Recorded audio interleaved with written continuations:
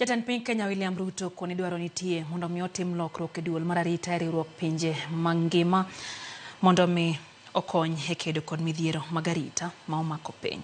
Ruto koni chal mar duol mar arita e riwruog UN ne thuoloni ok miye nyalo mar rakruok motegno gi midhiero mokwako pinje koting'o lokruok chal kor lwasi koda kwede mantie anyata yore mag chiwo hola ne pinje.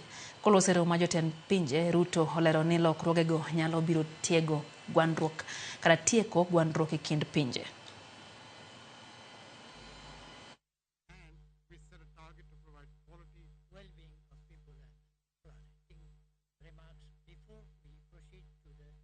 The Secretary General's 2024 SDG report paints a dire picture.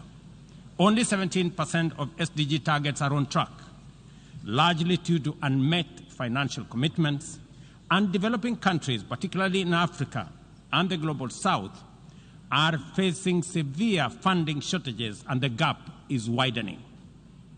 At the 2023 UN SDG Summit, we highlighted the urgent need to overhaul the global financial system. As we approach the fourth Financing for Development Forum in 2025, imaginative solutions for debt relief and development financing are essential to close the SDG gap. We must address the historical injustice of Africa's lack of permanent representation on the UN Security Council as a matter of justice in the ongoing UN reforms. Additionally, region-led peace operations, sustainably funded by the UN-assessed contributions, are critical in addressing today's complex security challenges.